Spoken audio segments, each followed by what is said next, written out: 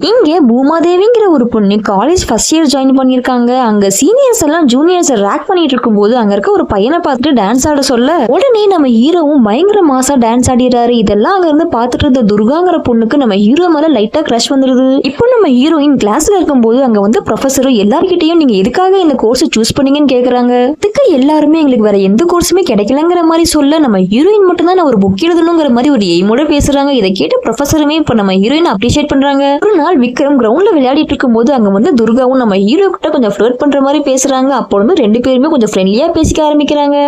அன்னைக்கு நைட்டு நம்ம ஹீரோயினும் அவங்க ஃப்ரெண்டும் வெளியே போயிருக்கும் போது தெரியாம ஒரு வண்டி மேல மோதி இருப்பாங்க. இதனால அந்த வண்டிக்காரங்க இப்போ நம்ம ஹீரோயின்ட்ட சண்டை பிடிச்சிட்டு இருக்கும் போது அங்க வந்து விக்ரம் இப்போ தட்டி கேட்கலாங்கிற மாதிரி போறாரு. பேசிட்டே இருக்கும் போது விக்ரம் அந்த ஆளை பிடிச்சி அடிக்க ஆரம்பிச்சிடாரு.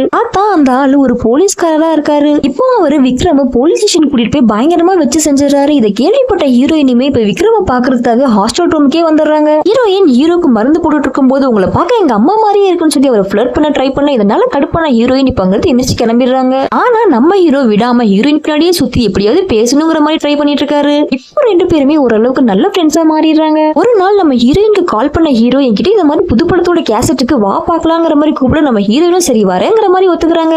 ஹீரோயின் படத்தை பார்த்து முடிச்சுட்டு கிளம்பலாம் நினைக்கும் போது அங்க வந்து ஹீரோ இல்ல போகாத என் கூடயே இருங்கிற மாதிரி சொல்லிட்டு அப்படியே பக்கத்துல வராரு. இன்னைக்கு நைட்டு அந்த ரெண்டு பேருமே ஒன்னா இருந்துடுறாங்க. இதனால ஹீரோ அவரும் ஹீரோயினும் லவ் பண்ற விஷயத்த அந்த காலேஜ் ஃபுல்லா சொல்லிடுறாரு. இதை கேள்விப்பட்ட துர்காவும் இப்ப ஹீரோ கிட்ட வந்து சண்டை போட ஆரம்பிக்கிறாங்க. ஏன் நீ என்ன லவ் பண்ணலையாங்கிற மாதிரி கேட்கும் போது நம்ம ஹீரோ இல்ல நான் உன ஃப்ரெண்டா தான் பாக்குறேன் ஹீரோயினை தான் லவ் பண்றேங்கிற மாதிரி சொல்லிடுறாரு. இப்போத்துல இருந்து நம்ம ஹீரோயின் தான் நம்ம ஹீரோவை ஃபுல்லா பாத்துக்க ஆரம்பிக்கிறாங்க. அவங்க ரூமை கிளீன் பண்றது சாப்பாடு ஊட்டி விடுறதுன்னு சொல்லி இப்ப எல்லா வேலையுமே நம்ம ஹீரோயின் தான் பண்ணிட்டு இருக்காங்க.